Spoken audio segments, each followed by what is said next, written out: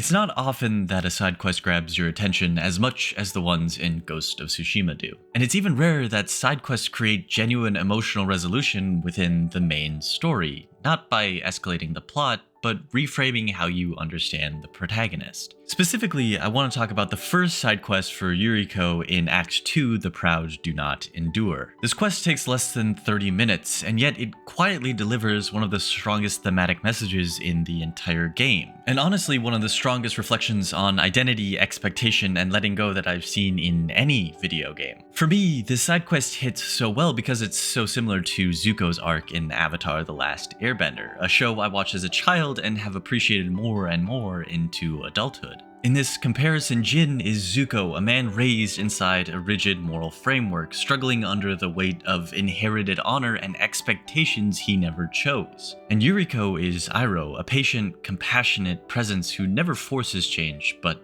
makes it possible. A quick warning before we continue, this video will contain spoilers for Ghost of Tsushima and will discuss Zuko's entire arc in Avatar.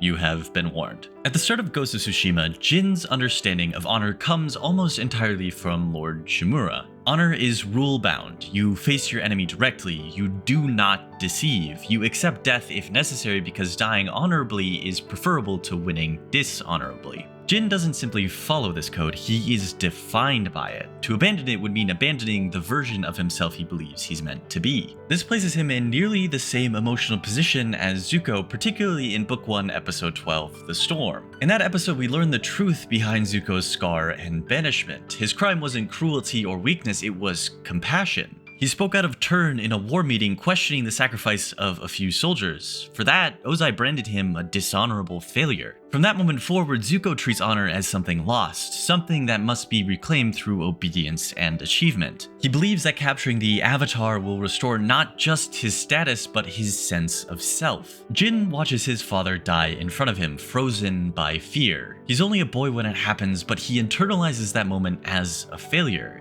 If he had been stronger, braver, more honorable, maybe he could have saved him. Lord Shimura's rules and traditions become Jin's way of believing that nothing like this will ever happen again.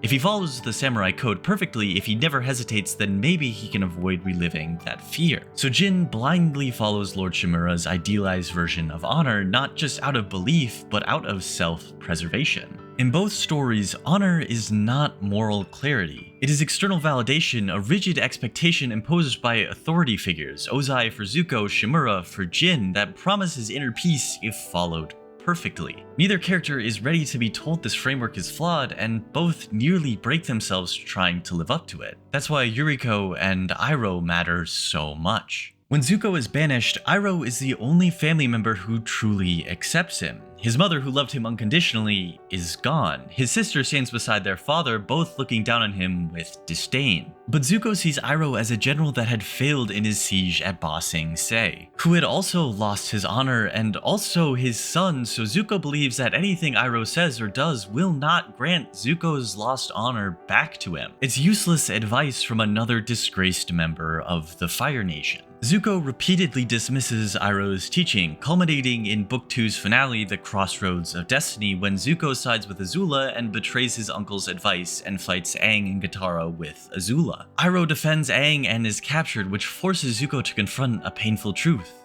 The version of honor he's been chasing may not be the one he actually wants. That realization only lands because Zuko understands too late that Iroh is the only family member who truly loved him. Betraying the one person who cared for him without condition sends Zuko into disarray. He returns home but feels like an outsider. He is unhappy, guilty, and deeply conflicted. Slowly, he begins to understand that destiny and honor aren't things that can be given to you by someone else. They are things that you have to decide for yourself. And that understanding is unlocked by the patience and compassion Iroh showed him, never forcing the lesson, allowing Zuko to arrive at it on his own. In Ghost of Tsushima, Lord Shimura becomes Jin's father figure after his real father dies. Jin is traumatized by that loss and latches onto Shimura's perceived strength, believing it will ease his pain and make his father proud. But when Jin bends the samurai code, using stealth and deception to defeat the Mongols and rescue Shimura, he doesn't receive the reaction he expects. Shimura is thankful,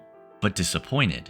He tells Jin never to stray from the samurai code again. This is the first real crack in Jin's understanding of honor. Jin believed his actions were honorable because they saved lives. Surely the outcome justified the methods. But being rejected by the only family figure he has left mirrors Zuko's rejection by Ozai, and it cuts just as deeply. It's after this moment that Jin reunites with Yuriko, the woman who helped raise him and is one of the last connections he has to his life before everything changed. Yuriko wonders aloud what Jin's father would think of the ghost, and Jin answers immediately and firmly. His father would disapprove, just like his uncle. But Yuriko gently disagrees. She tells Jin that his father and uncle actually argued often, that his father thought Shimura was too rigid, willfully blind to other possibilities, that his father had imagination. And then she says something crucial. You like him in more ways than you know. That knowledge reframes everything for Jin.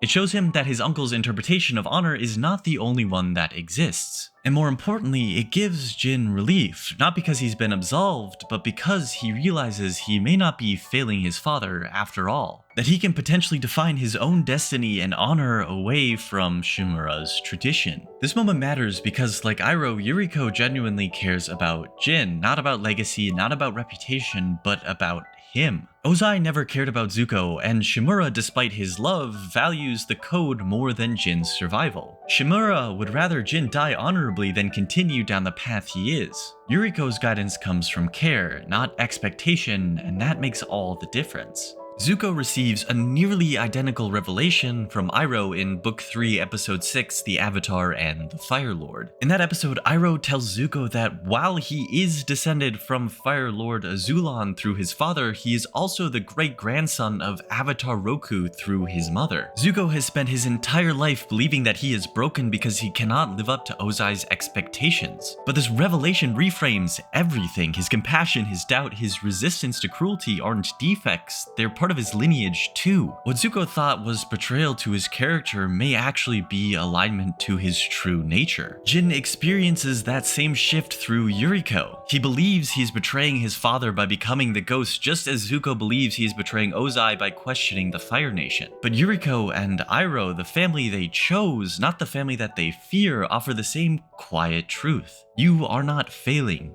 You are becoming who you were always meant to be. You can even see the impatience that characterized so much of Zuko's arc within the quest when Yuriko asks to sit with Jin by the lake. She asks to sit and rest. The quest pauses. There's no objective, just a quiet moment. But Jin urges her onward, saying there will be time to rest after the war. That impatience mirrors Zuko almost perfectly in Book 2, Episode 7, Zuko Alone. In that episode, Zuko is removed from the chase entirely. He helps a village, saves a family, and briefly does something good, only to be rejected once they learn he's a firebender. His good deeds are punished. The stillness and time he has to reflect causes him even more pain. He tried something different and was burned for it. And so Zuko can't sit with himself because stillness threatens the narrative he's built around regaining honor. Iroh spends the entire series urging Zuko to slow down, to drink tea, to rest, to think. Zuko resists because how can he reclaim his honor if he's not actively pursuing the Avatar? Jin urging Yuriko onward isn't cruelty, it's just conditioning. Stillness feels irresponsible when your identity is built around duty. The title of the quest, The Proud Do Not Endure, is almost directly assigned to the turning point of Jin regaining the power over his own destiny. Yuriko's talk with him is a turning point to Jin believing that Lord Shimura's ways will not let the people of Tsushima survive, so Jin chooses his own path. At its core, this is a story about letting go of what others expect of you, letting go of destinies you never chose, and finding meaning not in perfectly performing a role, but in choosing for yourself what truly matters. For Jin, it's doing anything and everything in his power to save the people of Tsushima, honor be damned. And for Zuko, it's restoring balance to the world and ending the Fire Nation's oppression of the other kingdoms. It's a reminder that we don't need to force ourselves into whatever box we think we're supposed to fit into. Sometimes the most important thing we can do is step away and find our own path. And the fact that this information, this revelation, is all part of a side quest show the vast depth of Ghost of Tsushima. It shows that it is possible to make meaningful story growth outside of the main questline through proper storytelling and character growth. This quest is so simple, easily missed, and yet so beautiful. It's a reminder that we need to sit and think about what truly matters to us, not what matters to anybody else. That is the only way that we can be truly fulfilled in our destinies. If you enjoyed this video, please give it a like and subscribe. It really helps me and the channel, and let me know down below in the comments what your favorite side quest in a game is. And until next time, take it easy and game on.